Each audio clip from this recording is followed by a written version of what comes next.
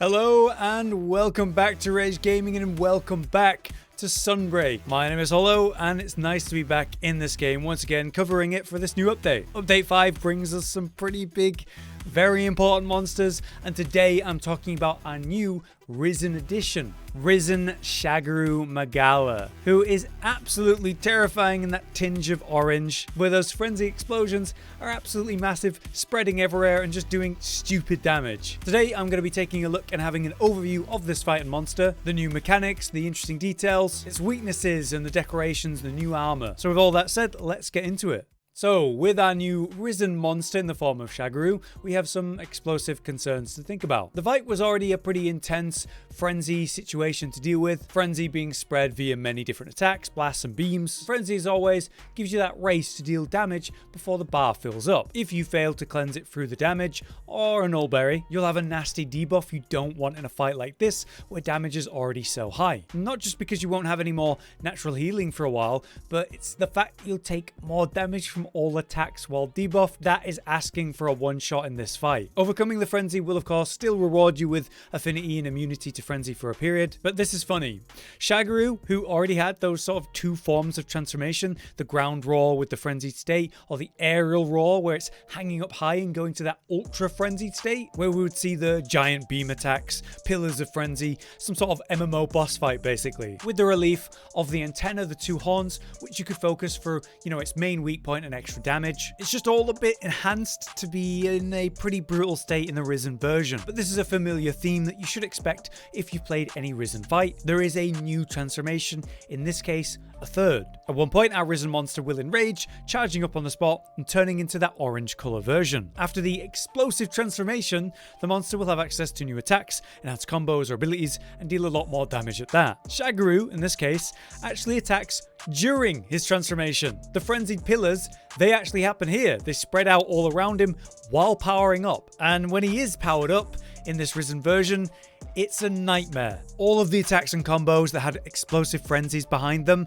those spread out wider and in more directions, tripling up like a claw and shooting from its landing spot on the attack. The spins and whips, they'll send them out like cones of explosive frenzy, and the shots that spread out forward and sideways from the impact, they come out quick too. I found that the range and speed at which they shoot out is horrifying, so you don't really want to be caught at a distance in this fight as usual. I would still recommend being on the sides or even under Shagaru as your best bet, though that's not exactly safe. It's a lot better than being at range, trust me. We'll still see things like aerial leaps and charges, but it's those outrageously large beams of frenzies to be scared of and take note of, because not only will they deal high damage and explode after impact, but I think in this fight they look thicker and wider in that Risen state. But it's cool to see something like the powerful beam being so strong it's pushing Shagaru back under his own force, or being spread in a nasty line in front when Shagaru is standing on the hind legs and up high. All of this is going to be a lot of pressure, but it's time for us to finally talk about the new super attack. The familiar hanging in the air ultra frenzy state move, that's the new super.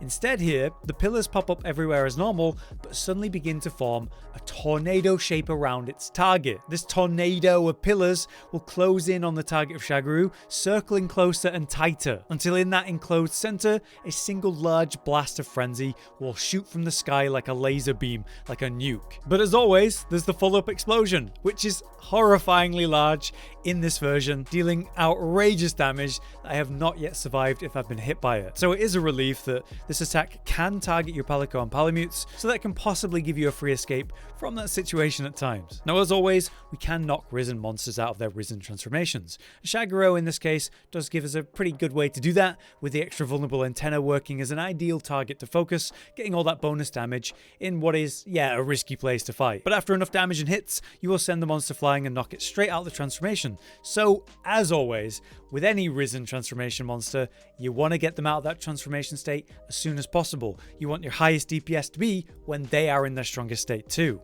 As some helpful reminders, traps won't work here, but flashes will, which can be a great way to bring him down or interrupt some of those nastier aerial attacks. And of course, null berries can really help with a frenzy if you just don't think you have enough damage to cleanse it in time. So when it comes to the weaknesses of this Risen version then, it's mostly the same it would appear as the regular Shagaru. Fire and Dragon appear to be your best options for either version, although there's always the potential of transformation and that changing the defenses and weaknesses. When it comes to decoration options unlocked from this specific fight then, we unlocked the Bloodlust Duel 4. So a 4 slot for 1 level of Bloodlust. Considering its armor set and the new skill on it, well, Bloodlust makes sense to be its decoration to work that into builds. The Virtue set is the armor set that we're speaking of, which I'm not sure how I feel about it. It's obviously the dragon theme, but maybe it's just not my style. Interesting sigil tattoo thing on my chest there. Though, to be fair, I do quite like the dragon crown. For skills though, the set offers Redirection, Defiance, Strife, Handicraft, Ammo Up, Frenzied Bloodlust, that new skill, the regular Bloodlust, Attack Boost, and Weakness Exploit. Our new skill then, Frenzied Bloodlust, is the very interesting one. Temporarily gain an additional wirebug when overcoming the frenzy. The effect duration decreases drastically though when your weapon is sheathed, so you want to keep your weapons out ideally while benefiting from that effect. At level 1 we get 30 seconds of this extra wirebug, 60 seconds at level 2 and 90 at level 3. So a minute and a half of an extra wirebug is pretty useful. The question is, of course, the one that me and Josh were talking about, will this give you an additional wirebug even if you've got 3? Could you get up to theoretically a 4th wirebug?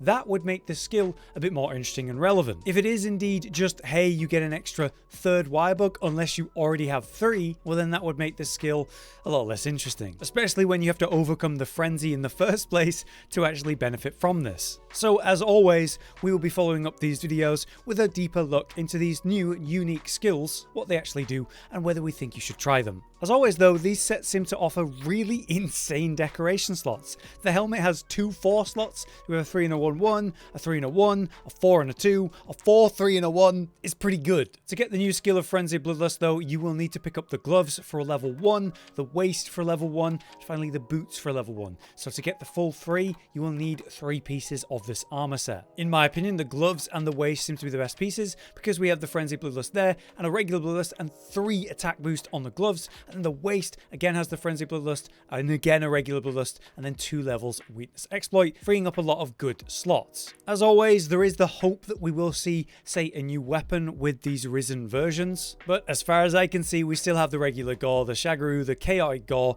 and no risen Shagaru to be seen. It's predictable and expected, but I am always a little bit disappointed when monsters of this nature don't offer weapons.